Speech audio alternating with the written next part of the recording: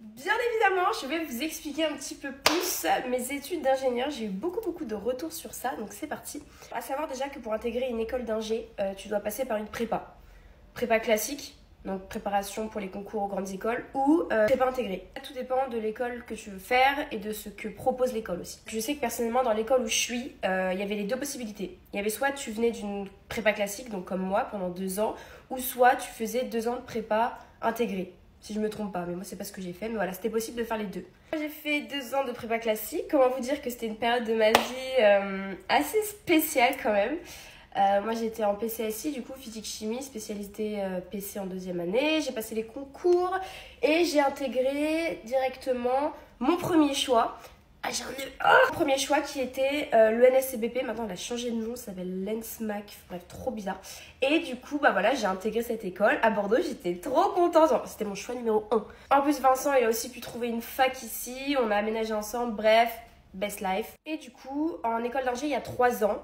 Et là, je suis dans ma 3e année, donc ça y est, il me reste plus que quelques mois. J'ai hâte de terminer. Coucou à Vincent qui vient de rentrer. Coucou. Chut, je parle.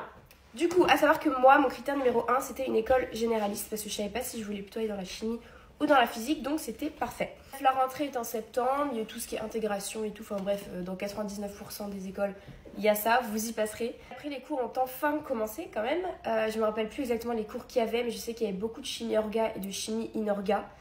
Il y avait aussi de la physique quantique, de la mécanique des fluides, ça j'aimais bien, de l'électronique, un peu d'optique, je crois, de l'analyse chimique, des polymères. Après ça, il y a des partiels, donc à la fin du 1er semestre et à la fin du 2e semestre. Moi, j'ai peut-être eu 1 ou 2 rattrapages, mais c'est pas grave, le principal c'est que j'ai validé mon année. Ce qui m'a vraiment changé de la prépa, c'est le rythme. En prépa, j'avais 2 heures de colle par semaine, vous savez, des oraux devant des profs, 4 heures de DST le samedi matin. Là, t'avais quasiment rien, t'avais quelques TP de temps en temps, mais t'avais les partiels en fait en fin de semestre. T'avais pas le stress permanent toutes les semaines d'avoir 2 voire 3 examens, et ça, c'est cool. Donc le mythe qui dit ouais, quand tu sors de prépa, c'est la délivrance, etc., c'est la vérité. Clairement, vous avez le temps de refaire du sport, de revoir vos potes, de faire un peu tous vos hobbies à côté, et ça, c'est vraiment cool, c'est pas négligeable.